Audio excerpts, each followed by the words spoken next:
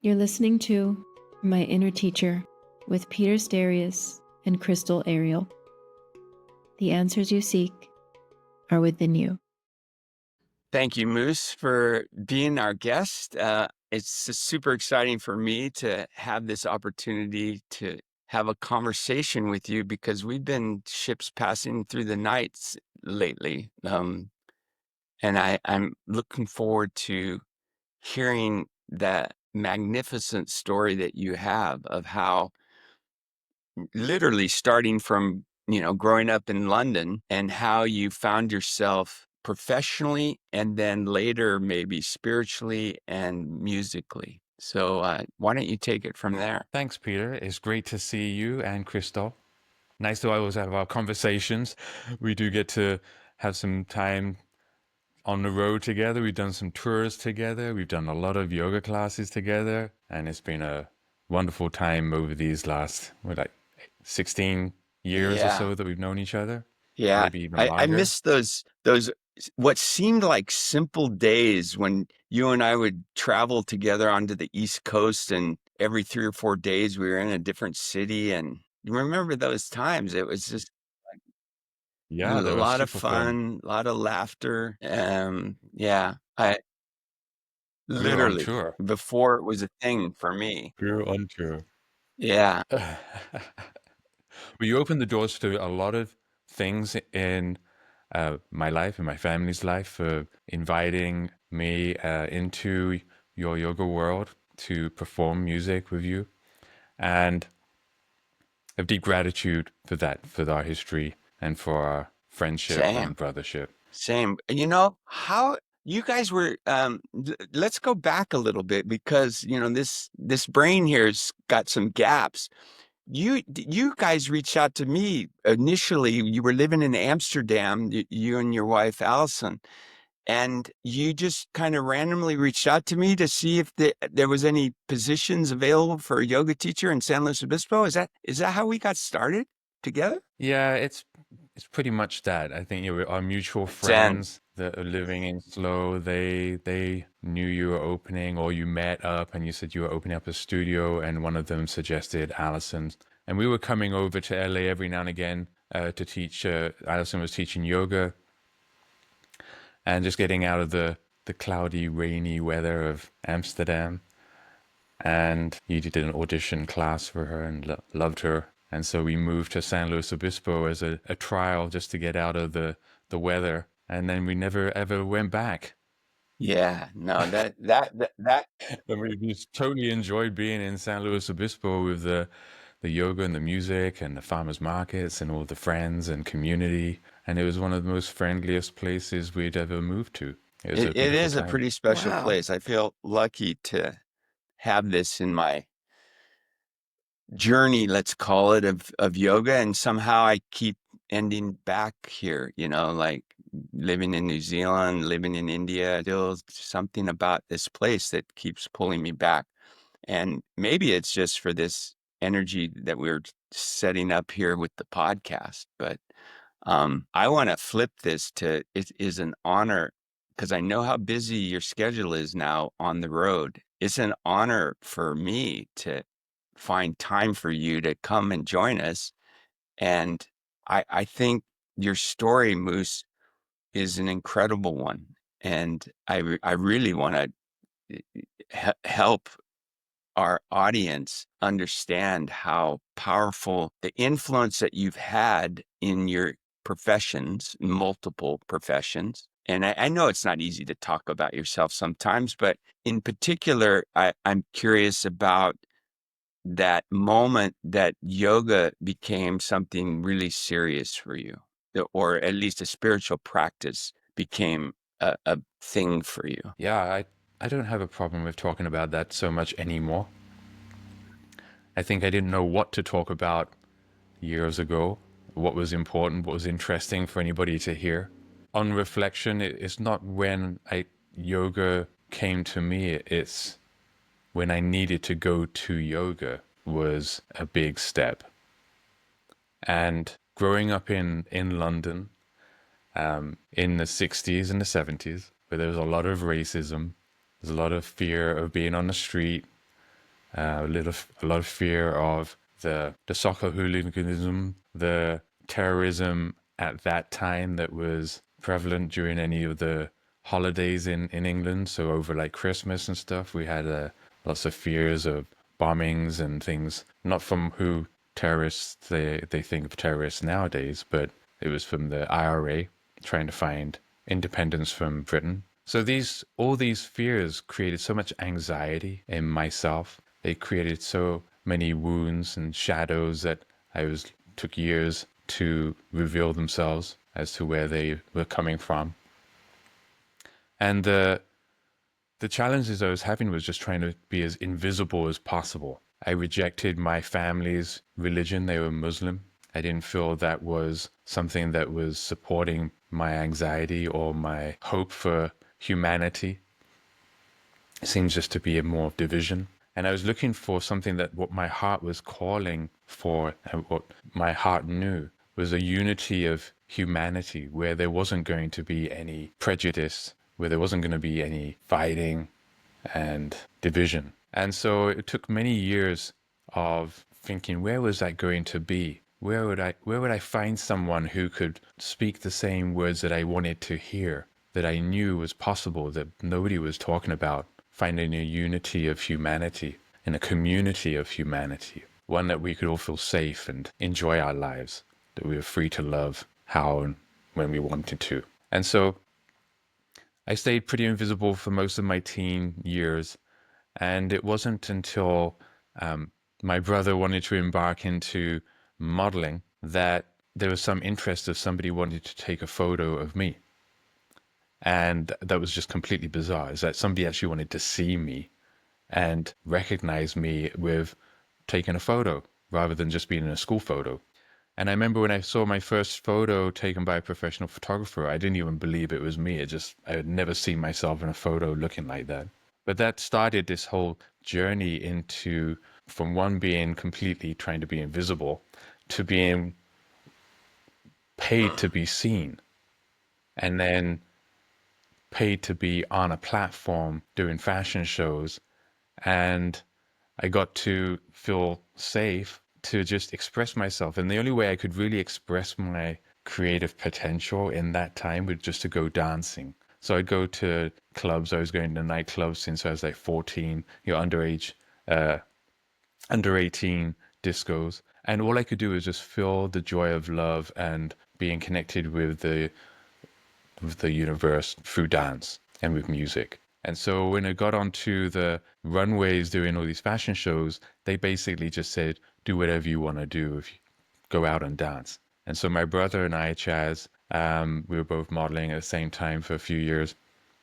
That's still modeling now also. And we would just dance all the way through all these crazy London fashion shows.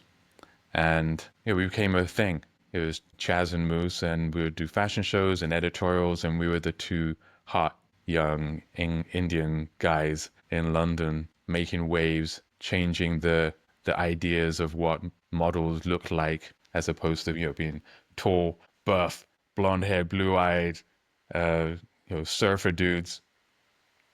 Suddenly there's a couple of skinny Indian guys that just can't keep still and would just want to dance. And we knew how to dance because, we grew up in London and we went to the London club. So we danced.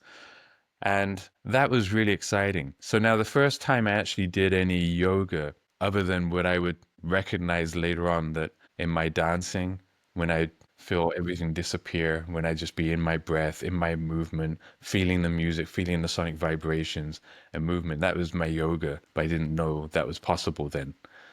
I was working for a client called Adele Rootstein, and they were a company that were making shop window mannequins. So in those days, if you saw any mannequins in the shops with the clothes on, and they had a little bit of hair or some makeup, or they looked realistic, they were usually from Adele Rootstein from London. So they wanted to make 2 mannequins of me. And it was quite an honor because like pretty much every famous actor, actress that turned into a model, that was started off as a model, was clay sculptured by Adele Rootstein's company. So I would go there every day for like a few weeks at a time. And on one day a week, they would have a yoga teacher come in and do a yoga class. And so I would time my appointments to be there just before the yoga class so I could take it.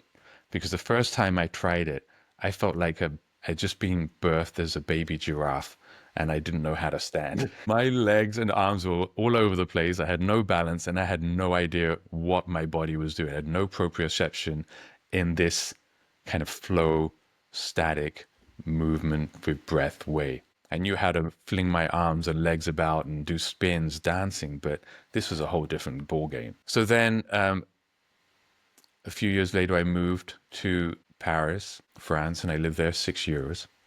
And during that time, I would come over to Los Angeles.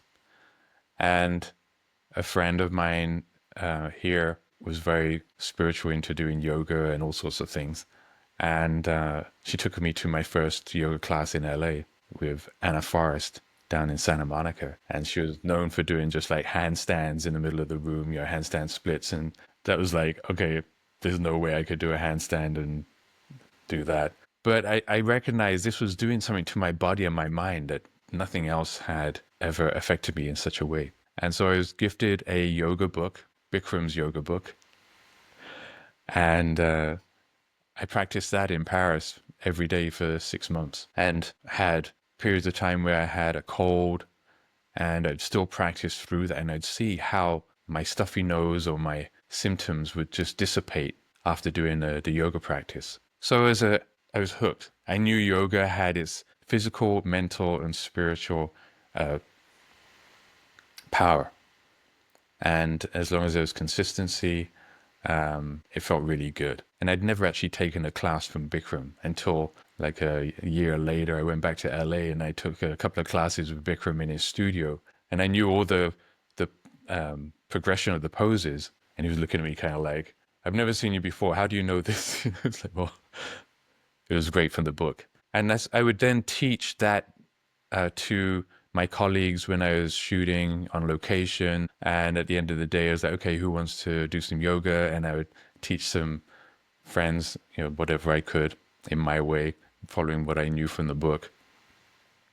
And then I got into understanding there was an energetic component to our lives. And I wanted to learn how to heal. Basically, I wanted to learn how I could support my mother, who was going through some different ailments at the time. And so I heard about Reiki from a friend who was a Reiki practitioner, and I had just finished a marathon go-karting race, and I had a burn on my back from the heat, after driving for like 2 hours next to this engine. And she gave me some Reiki, and it felt really good. And she said, go to my teacher and take a full session. If you want to learn it, then learn that. So I went to New York, went to a teacher, had the most profound effect getting a Reiki session. I'd never felt my body vibrating and pulsing in such a strong way as I did with this practitioner. And I was like, okay, there's something to this. So I took some classes, did level 1 and 2 of Reiki. And then I'd share that with all my model friends and put them to a sleepy trance within like a minute. People that were just not even believing this was possible. I'd put my hands on them and they'd just go, boop, they'd drop down and be in complete shock, and I'd be even more shocked. But I realized that my mind was still running like a monkey as I'd be placing my hands on someone, and I recognized there was a huge responsibility for what my mind is doing while I'm supporting somebody. And I didn't like what my mind was saying sometimes. So Hey, quick note. Peter's Inner Teacher Academy is launching soon. If this is resonating with you, head over to innerteacheracademy.com and grab a spot on the waitlist. These trainings are intimate and space is limited. So if you want to be first in line, tap the link in the description below and sign up. You can also see details about my 2025 retreats at some incredible locations around the world, like Iceland, Austria, California, and New Zealand. Attendance at these trainings will count towards in-person hours for the Inner Teacher Academy. And now let's get back to the magic. So then after learning what happened? some meditation from another teacher that was also very much into energy work, I got onto full speed with meditation and meditating for hours a day. I felt like I was a a modern day yogi in a cave, just meditating on staying connected to the universal energy that's all around, staying as grounded as possible and expanded as possible. And that really helped my expansion of my mind into spirituality deeper and deeper. And then all the things that I was doing with yoga asana, became clearer in my understanding of why, how that works, why that works so well. And then I could actually just put that in spiritual expansion and understanding that was always evolving, still growing to learn, but putting that into anything that I was doing. And that's when I recognized that what I was doing when I was younger, going out dancing, was yoga and a creative flow of my, I'm going to use your phrase now, my inner teacher recognizing what I needed just by being and doing that, just by not paying attention to the external stimulus, but finding the inner wisdom and the inner knowing from deep inside what I really wanted. That was so hard to just express verbally or to someone what I really wanted, but I knew what I needed. And so that's how I came into yoga. And thankfully with Peter, he brought into my life a practice of yoga that was evolving, sustainable, and beneficial to all ages. And I could really resonate with that. I was going through a lot of lower back challenges at that time. And it was very confusing, but it was also part of the full journey, because another aspect of what Peter was sharing with me was his history with shadow yoga.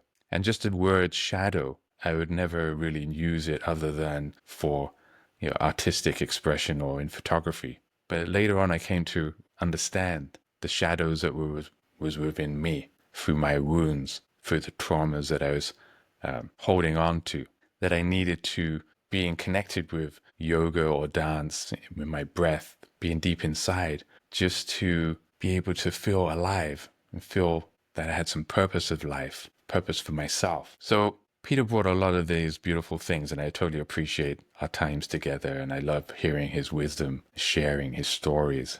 He's gone through, as everybody, many profound challenges and opportunities to understand deeper wisdom.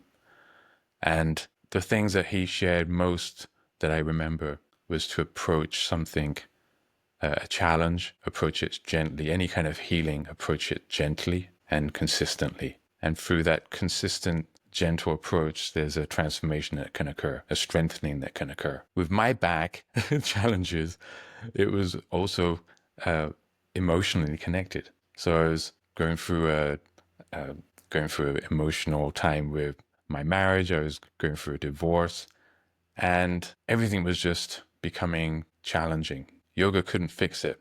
Being in nature couldn't fix it. Doing no amounts of meditation could fix it. What it needed was to go deeper into the wounds and into the shadows.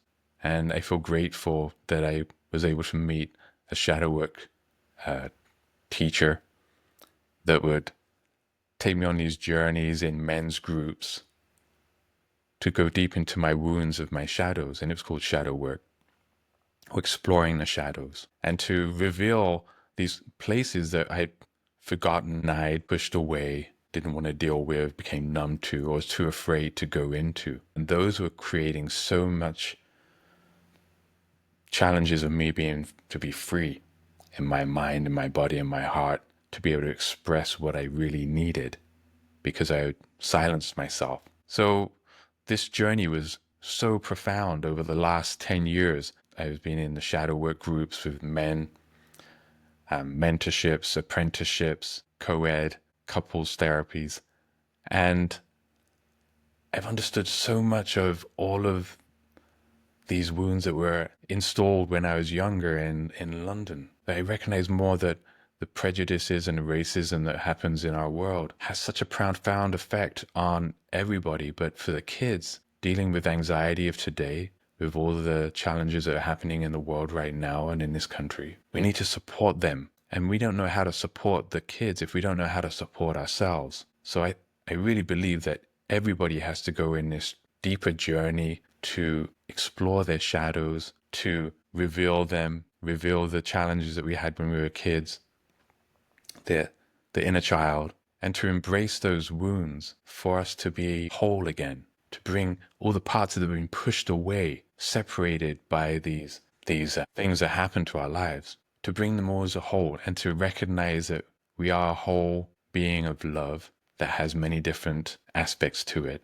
but rather than push away aside, to embrace it and say, this is part of me, and I wouldn't be here today if it wasn't for that situation that became my greatest teacher, brought me most wisdom. For whatever trauma, the more trauma that we might have, we could then have more empathy for other people that are going through similar things, whether they know it or not. So my whole approach to communicating with people, just being in relationship with people, has changed dramatically. Rather than me just trying to protect myself, I can relax in knowing that I have empathy, compassion, that I can extend to whoever I'm talking to, or to whoever I see on the media or the news, to see both sides of stories, and to just have my heart full of love for the challenges that humanity is having to go through, and how we can just bring everybody together to feel just love and compassion and empathy for each other,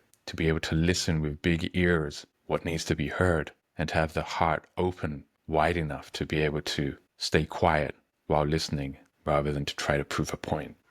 Is like our mission statement here, Moose. I mean, if I were to take what you've just eloquently explained, this inner teacher journey has to move closer to shadow, has to move closer to where we meet resistance mentally, physically, spiritually, because the transformation that takes place, and again, what you've described, is when we recognize that resistance, that trauma is in some ways a gift. It is a gift that helps us be fully present in whatever situation we're redressing, we're going back, we're looking at it. Can we have empathy towards that moment or this process that we were previously on, that we had good intentions on, but it just fell short?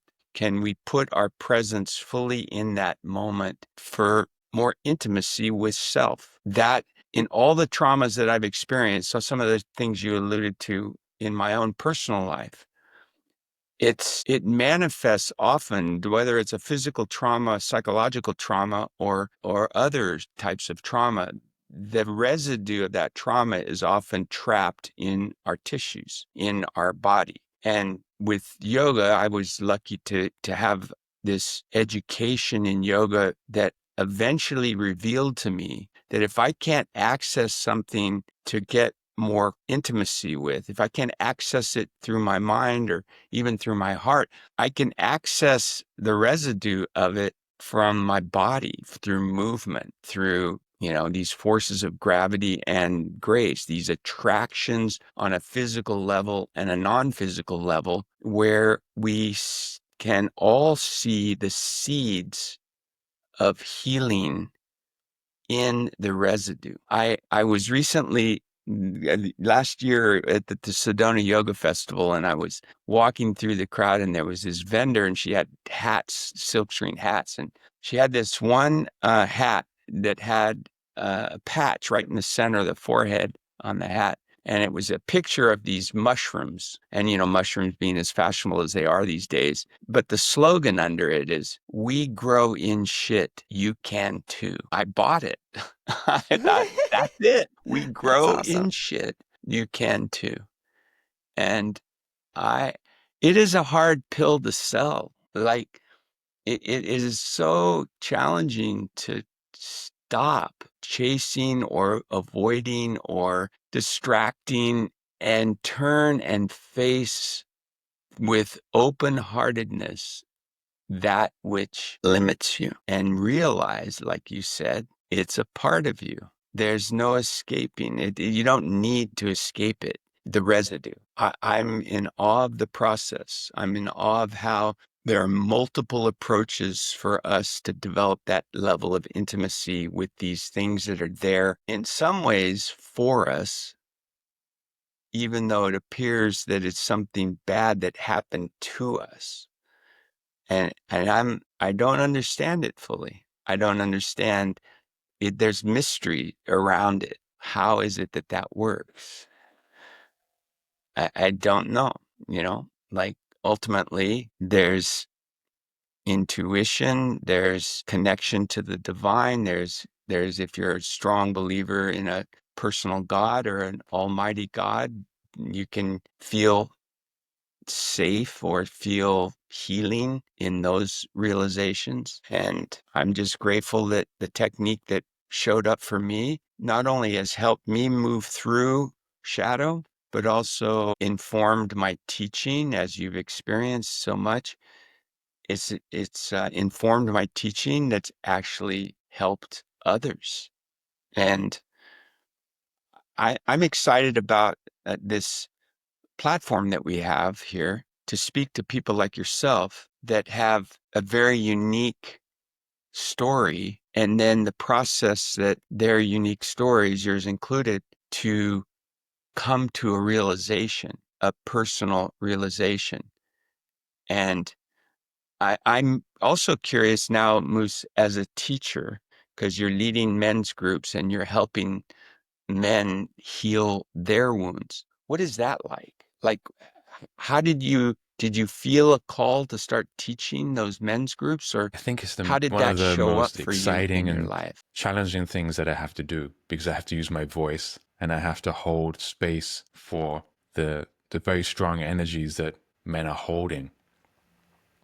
There's a lot of push down anger, repression, rage that needs to be held. And it's not something that I really liked to do. I was always running away from any forms of aggression. It was scary to me. So whenever there was any energy around outside or wherever I would be going and it felt that there was going to be some violence, I'd be avoiding it. So then I had to step up to my own courage to know the deeper side of my bravery and courage and be in a space, close contact space with men, not knowing what they're going to need to share or express. And so a lot, but it gave me permission to also express my rage and anger for the lost years that I've had, for all the things that have happened that made me become quiet. And so now to do the support for men is great honor, and I love it. To see men releasing their anxiety, their stress, their guilt, their shame, and to become just calmer and open and loving. It's an amazing process to witness. And it can happen within half an hour, or if we do a few days, to see a transformation arc over a few days. It's so satisfying. And it gives me such great hope for humanity, for the men that don't know how to communicate to their families, they don't know how to communicate to their wives or their kids. And as soon as they're able to express and release whatever energy that needs to come out, then there's a calmness to their voice that they're able to communicate without it being full of aggression. And there's a healthy anger to be able to be angry about the injustices of the world, of protection. And then there's unhealthy anger that is violence that doesn't need to be expressed in such a way, verbal violence or physical violence. But if we all learn how to be able to talk, just expressing our needs without there being aggression, then we'd be able to transform this world. And I mean, I realized that I gave a little bit of a backstory, and I forgot one part of this story to just backtrack a little bit. I was so much into music, and Peter and I, we came together through music, that I was performing music with the handpan. And this handpan has a very relaxing sound, and the way I would play it was as a way to be my musical transmission for healing for people that were listening. And if I could be as boring or mundane as possible with my music, then while they're practicing yoga, they might actually just listen to their breath and go inside and not treat me as entertainment or background music, but I'd actually just disappear and become just the gateway to their own inner hearing. Moose, I want to comment on what you just said, and I'm so glad you backtracked. Your music, the first time I heard that first CD that you produced, it was like I had never heard music before. It was like an experience of hearing that instrumental. That CD was all instrumental, maybe one or two chant songs, but I think it was primarily instrumental. And there was just something the way you played that instrument that I've never heard before. And I was just it touched me on such a deep level. I was curious about the traditions of it and how you picked it up, how you learned it, basically self-taught from what I understand. And for the listeners that are out there, if you remember the lead in our intro music, that's Masood's song that we found in some unpublished work. You can't find this on Spotify yet, but it was just the most perfect music for this idea of moving to the center of yourself. The music just takes you on a ride with your own self towards the center. So thank you for that. But getting back to what I'm saying, I just feel like, this journey you've been on as a musician, you were at the forefront, I think, of this introduction of this instrument, one of the few pioneers of this instrument in the world. And that is incredible. What a masterful talent that you have to bring that music It was an that exciting heals time. literally without words. I sort of with came just into sound. the handpan about 2 years after it got invented, which was invented in a small town in Switzerland called Bern. And these makers were making Caribbean steel drums, and they decided to make one inside out. And I got the third generation of this handpan. And at the time, the years before I actually heard it, I was so much into club music and techno, trance, house music, playing percussion with DJs. The way I could express music was in that genre. So to bring the handpan in at that point, it just didn't seem like it would work. But then I got back into yoga in Amsterdam, and then the handpan came along. I found myself in Switzerland. I went and bought one. And then I started playing it, and I wanted to see, okay, this is an opportunity to play a brand new instrument that has no structure of learning to it, and allow my own inner creativity to come out and see where it goes.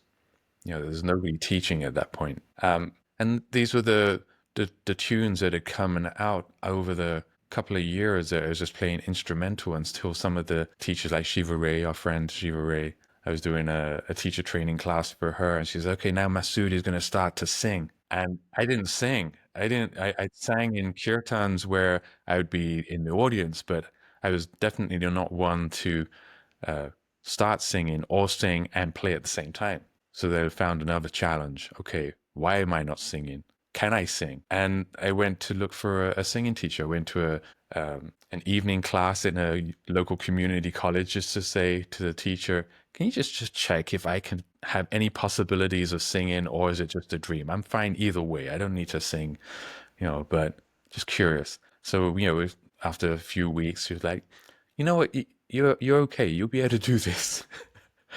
And so that was Heather Lyle. She did a vocal yoga method, which I took to teacher trainings for that. So how to incorporate yoga with voice and with mantra.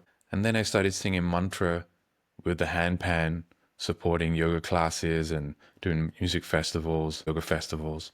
And most of the times I was doing that for my own support, because for that an hour and a half, I could play the handpan, I could sing mantra, and it would be my time to find a spiritual practice that outside of that yoga class for that hour, it was just too busy with that kid, working, traveling. There was not very much time to actually just sing and play. And that was such a wonderful time for me to just find solace and calmness and be of service. It was a savor to be of service to these people that were coming there to find their own breath, find their own practice, be connected to their heart, be connected to spirit. And it was like a captive audience. And then singing became like, wow, I can't play the handpan without Very singing captive. now. And mantra has such a power to take us out of the mundane energies, to give us a vehicle to hear our voice, activate some pranayama. And singing is just really fun and joyful. It changes the brain. It activates the neuroplasticity. Simple mantras, even like just Om, is so beautiful. But then when you start to bring in more words, it becomes complicated. We have to learn a whole new language. The brain is being activated. And so what we can do to expand the spirit, expand the heart, keep the brain active, focused, and have a practice where we don't have to listen to the non-necessary noise of the world that's telling us to be separated and divided, but to find a practice that brings us to unity and expansion. I'm all about that right now. Well, I have always been, but it's very, very clear. And how to get out of these wounds. So this last year, I took a NLP practitioner and master NLP courses to really help people in the shadow work and the men's groups with music, to get out of whatever it is that they're stuck in, and not to just be remunerating or over the past, or to be in therapy, constant therapy for like years, but to say, okay, we've unlocked the wounds, we embrace them, we recognize what the inner child needs. Now we need to move forward and go beyond, rather than keep on going back to the story. Oh, that's my story, that's my story. I can't do this because of that, because of this. We can always move forward and open the doors to new experiences, to expand and heal and be more creative, more loving. Sure. Crystal, I've only caught little snippets of your incredible voice, but I've been reading in your bio that you were pretty big time singer. Is that true? Did I catch that? Big time singer. Yeah. I mean, to myself, yeah. I mean, I studied music for most of my life since I was 9 years old. I basically walked out of the womb singing. And I love music. I deeply resonate with it. It's so powerful and so transformative. And just like the frequency sometimes can make you, you can feel euphoria. So yeah, I got my BA in music. I've been singing since I was 9, and yeah, wrote some songs, did a few duos that ultimately didn't work out, but I tried it, and now I'm into like sound bowls and trying to find my voice in this wellness space outside of, like the pop mainstream side of music. And it's interesting, to be continued. Yeah. I have really appreciated hearing little snippets before When are you hearing these snippets? when you don't realize that your voice is transmitting, even though the images aren't, I hear you singing. And it's just like, it's really sweet. Like, it's like you're singing in the shower, except I'm in there with you on the mic, Yeah. I wanna share a Shiva Ray story, Moose, because the fact that you brought her up about. So I don't know if I've ever had the confidence or the willingness to sing. And like, yeah, I know my voice, it's hard for my voice to carry a tune. And I only, in my earlier days, I would only sing if I was drunk at a bar, at a karaoke bar. And one year, the LA Convention Center, what was it? It was Yoga World Mala. Yoga Day, and there was some huge event at the LA Convention Center. And yeah, yoga, that's the one, Yoga Mala. Shiva says, "Hey, Peter, I'd like you to come up on stage when we do the 108 sun salutations." And I go, "Really, Shiva? Oh, that'd be sweet." I don't know if you were there the year that I was up there on stage with her, but so Shiva is just the incredible yogi, and she's an incredible speaker, and she holds the biggest energy up on stage. And I was in the back with this well-known LA spiritual teacher called Michael Beckwith. So the three of us were the yogis up on stage, and we start this 108 sun salutations. And I don't think in my life I've ever done 108 sun salutations, but there was 2,000 people out on the floor of the convention center doing yoga. So it was like, okay, I'm going to do this. At the end of it, Sean Johnson's kirtan band and people were up on stage and they started into singing and mantra. And Shiva has a very nice voice, and she was holding the mic and chanting, call and response kind of chanting. And then she hands me the mic. Now this is where the story gets funny, because it's not like I can just hand the mic back. And I knew the mantra, and so I started singing. Tawny, my wife, was in a booth at this big yoga show getting a massage, and the music went from, Sean Johnson and Shiva to this voice that was so out of tune and scratchy. And then she realized on the massage table, wait, that's my husband's voice. And she started laughing on the massage table. And she told me this story later. But I was in a situation where I was enjoying singing because I had no choice not to, in a way. And yeah, I don't know. I'm being surrounded by a lot of musicians these days, and who knows, maybe I'm gonna go get some voice coach lessons. I sometimes feel like I You have that are a rock recurring star, dream and I would sometime that suggest I'm a that rock you star, but take your own haven't initiative of realized how it you yet. teach and approach with intimacy your voice gently and compassionately. But everybody has the possibility to sing. They just Yeah, thank you for have to that. find the right key for them and the right enjoyment of why they want to do that. But pretty much anybody can sing. I don't think I've met anybody that really couldn't sing or carry some kind of tune. If it's a tune that they remember when they were young, or a pop song that they liked and they repeat it over and over, or they know how to carry a little tune. But there's so much of the shadow work that comes into play of why we don't want to sing or why we think we can't sing. And that's just the terrible things that people have said to people when they're younger. Oh, stop singing, you sound terrible. And then nobody says a voice. They don't share their voice ever again until they come into one of our kirtans or shadow work group or yoga practice. The yoga teacher trainings that I do with my beloved Sienna Sherman, who's in India right now, probably with Michael Beckwith at the International Yoga Festival. She has her school, Rasa Yoga, and we've done many teacher trainings together. I usually go in as the musician too, and we do shadow work and mantra and music. And for sure, there's somebody who has never sung or haven't sung for years because they were told not to sing, but they have an amazing, beautiful voice and just never thought that they could sing. And so I encourage them in mantra and with kirtan, which is where you sing a mantra line and then repeat it back with the audience, is a easy and great way to find confidence to repeat something rather than a long song with intricate melodies. Kirtan can just be a great tool. Okay, so since you brought it up, I want to pursue this a little. Because I've watched your progression as a vocalist, and what is it like? You take some voice lessons, and then you get up in front of an audience for the first time to sing publicly.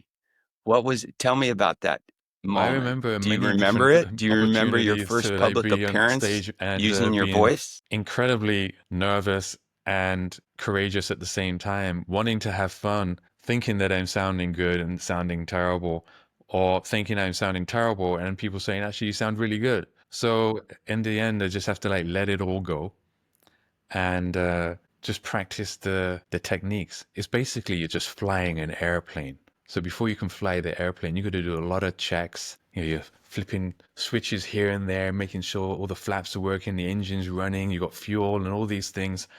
And I just go through these checklists of things before I start to sing. And if one thing hasn't been warmed up or checked off, then it will have an effect on how I sound.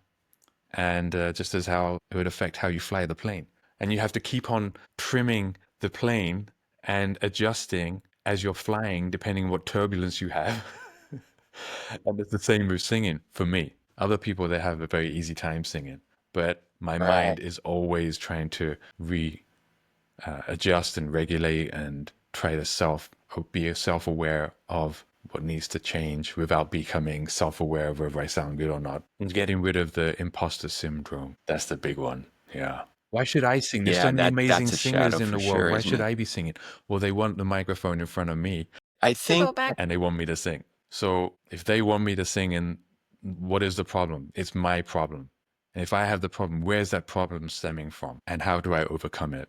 Do I carry on with the same old story? Or do I say, okay, yeah. we're going to do this. This is going to be fun and exciting. And the yoga audience are the most loving, compassionate people. Crystal, were you going to say something? yes, I really want to highlight the men's group because, I mean, as the woman in the group, there's a lot of emphasis on women's groups and women's circles and moon circles and things like that. And that's amazing. I think that's very needed, and I have benefited from that. But these men's groups are so important. And I went on a retreat, I want to say it was like 4 years ago in Tulum, and it was men and women. And one of the exercises we did, the women had to go around as the men listened to all of the things that we've had to endure. And then the women had to listen as the men went around one by one, talking about all the things that they had to endure. That was eye-opening for me, for all of us, because a lot of the things that women said, those voices have been highlighted recently a lot. And the voices of the men, the things that they were saying were things that we hadn't heard before. We didn't know, they just kept them inside. And hearing this, I was like, my God, these guys need a space to let this out. You can't hold that in. So when I hear about people that are creating these spaces, safe spaces for men to express not just their masculinity, but their femininity and be vulnerable from all the pressure, because that was a big one. Like, all the pressure is on them to provide and show up. And so yeah, that to me, like, it's great that's to really witness beautiful work people sharing they're doing. in any space. And rather than being a safe space, we usually say it's a brave space, because there's a lot of things that can come up, especially in social justice groups as well, that for people to be able to listen and to be able to hear it without having to react or defend takes a bravery as well from both parts. And for the men, there's so many different places for men to go. You want to be a man to try to find that strength and courage and be like more strong in their expression, or you're a really strong man that looks like he has all the strength of the world and maybe has so much anger and he just needs to soften and to become more intimate and gentle. He just wanted to be treated gently instead of putting this strong persona on. And then everything in between. So to allow that, the first book that I read on that from my teacher, Robert Augustus Masters, was To Be a Man. And I realized I had no idea what it was to be a man. We only have the stereotypical ideas of what it is to be a man. And those are the type of men that I didn't really want to hang out with. So in reading this book, I found a place where it's like, well, it's actually describing something that I can relate to. The man that I must exist because I exist. I am a man and I have sensitive feelings. And if I have sensitive feelings, then I can't say I'm not a man. I am a man. And to just open that door for everybody to be welcome as a man, all the expressions of manhood, to be brave and courageous, to be expressive and intimate, and to be loving and supportive. And so my men's group is called Rasa Heart Warrior. The rasas is all the different expressions of the emotions that is in the rasa theory, from like all the actors, the Bollywood movies that incorporate the rasas, and to be able to be accessed in the heart and to have the courage as a warrior, to be the warrior of love, so that when we go into our men's groups, we can get everything that we need to get out, but also learn from each other with the wisdom keepers in the group to just share what it is happening in each other's lives, to be able to be heard and get counsel from each other. Men have a lot of wisdom when they might not share it at the beginning, but everybody has wisdom to share. Sure. This topic about, qualities of the masculine, what was a surprise to me as I continued, let's say, on my yoga journey, I found a type of yoga that was very masculine. The Iyengar yoga is a very masculine oriented practice in terms of muscular effort and intellect. The qualities of the masculine are really embodied in Iyengar yoga. But it wasn't until I broke my back that I was forced to confront that all those techniques that I had used to create this masculine yoga of what I had learned up to that point. And my teacher of 20 years was a very machismo kind of a guy. He had a reputation for that. And I personally grew up in the 60s, right at the start of the women's liberation movement. And I kind of grew up with a single mother. My parents were married, but my dad was working 12-hour days, 5 days a week. And so our whole childhood, me and my two brothers, was pretty much my mother. And all the teachers at school were women in those days, and very few male elementary school teachers. And this education of what it means to be a man, I learned through listening to women, my teachers, my mother, my aunts, etc., not so much from the men. And so I went about my life in the 70s as a teenager, kind of looking at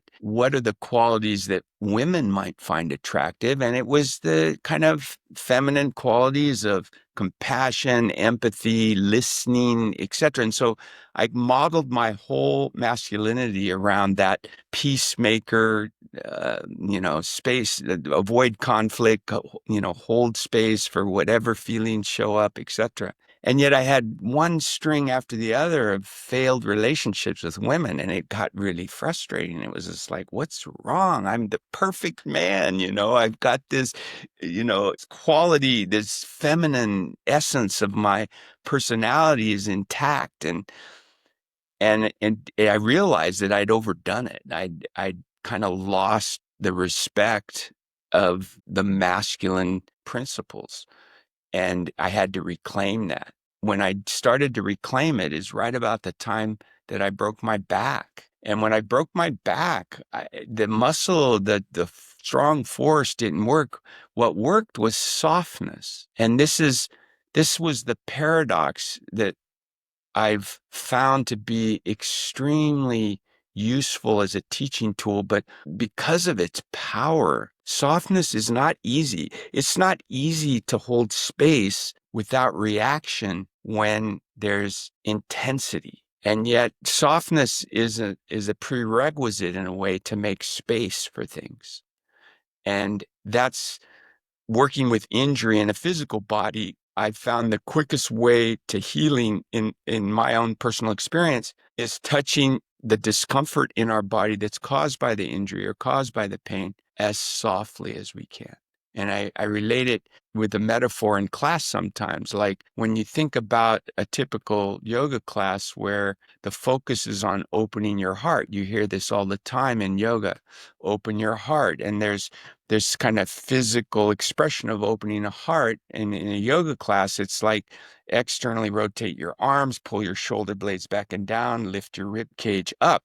And that posture. You see it in the Marines, you see it in the ballet stage of this projected chest that's somehow all about strength and power and stuff. And yet that energy is not getting me any closer to the center of myself, which is the heart.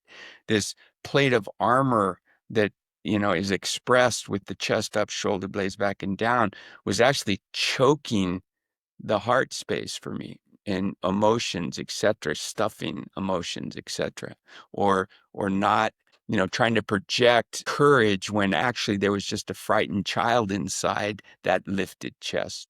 And the broken back forced me, anytime I lifted my chest, I got a pain in my back. I had to learn how to drop my chest. What happened then? What happened then is the softness around my heart, it created a feeling of bliss. It felt like I'd been holding my chest up for 15 years, trying to project some future me that was strong, powerful, etc. And I was choking this core of the heart space. And once that realization came, I started to see that it's not easy to walk into a situation in a space of surrender and softness, and to hold space for any kind of resistance internally for ourselves or in social situations. And yet, we're living in a times of polarity. So that half the population roughly in the United States is in total disagreement with the other half. And how are we going to break that? We have to break it, because otherwise it seems inevitable what's going to happen. So how we do that is we have to start listening. And how do we start listening? We have to be open and create space and create opportunities. And the metaphor on a yoga mat, and then taking that out into the world, you're a perfect example for me, Moose, of someone who's out there in the world helping men be true to themselves in a way, find a voice for themselves in a way, and confront their shadows. I mean, I can't imagine what a wonderful world that would be if that happened, with starting as kids, teaching our children I how to love be that. that way, And teaching I our would say, boys how to I would be that. invite you to actually imagine Yeah. it, rather than saying, I can't imagine it. I mean, it becomes something that you have to Yeah. try to. If you say, don't imagine it, say, well, then you have to imagine it. And if we could just all take a moment Yeah, you're right. many times throughout the day to imagine the world that we truly want to live in, and see ourselves acting, speaking, being in that world of how we want it to be, and how our relationships are, and how people communicate with each other, then we can bring that future imagination to the present and act in that way, to just say, oh, it's never going to happen, but actually start making it happen now. So how we listen to ourselves, we have so many great teachers within us, teaching us all different ways to be a human on different levels when we need it, as it's evolving, and all the different tools that we have to utilize to make our world as we want it to be right now. And so it starts to transform our family, our environment, and the people that we meet day to day, or just random people we might meet. And we don't know how our communication with them, our moments with them, might transform their lives, and will they might be able to share to somebody else that might have a greater impact. If it's that 6 degrees of separation, we just hope if we can express love and kindness, compassion, empathy, and share the imagination of the true world that you wish to see be our reality, then the person that you share that to might have a connection to one of the leaders that actually might say, okay, yes, this is what we need to do now. Yeah, I mean, we're seeing glimpses of that for sure in the larger culture, and even on an individual level. I'm hearing your words, Moose, and reminding me is how important language is. And language is an imperfect, in a way, it's an imperfect vehicle sometimes to communicate, especially when there's potency or like charge. So the platform here, what Crystal and I have like constantly talked about, is inviting people to this platform that have stories to tell, that are diverse. And yet we all share this commonality of that decision to move away maybe from what we've been taught, or some authority that we have some allegiance to step into our own voice, step into our own power, and own that all the experiences of our life up to this moment have prepared us for this moment. And I know personally, on this podcast, the ability to be here, to have these kinds of conversations, is now believable. Like, it's happening, and it's this getting in the flow and stepping into the flow. You reminded me how important that is, and that's what we we're looking for people to come and join us on this show, and for the listeners to tell their friends, hey, this is kind of a different platform. This is, I say, extraordinary, ordinary people having conversations about some amazing, extraordinary things, and how we heal, how we take responsibility for our own healing, and then be an example for those others looking for the same thing. Yes. How are we doing? I'm actually seeing a little tech warning coming up on my screen. Oh, Um, well, it's time to wrap it up. It was great to I spend guess time it's with time both to of you. wrap it up. I so admire all of your teaching and your Yeah. wisdoms every time you share, Peter. It's just always touching, inspiring, and always very much apropos. And Crystal, it was wonderful to meet you and to hear your journey. And I really look forward to hearing you singing and expanding more of your voice and inviting others to be vocal with you for the journey of healing. Sure. It was lovely to meet you too. Thank you. That's it for this episode. Be well and stay open to the teacher within. If you've enjoyed our time together, follow or subscribe and stay tuned for upcoming chats you don't want to miss.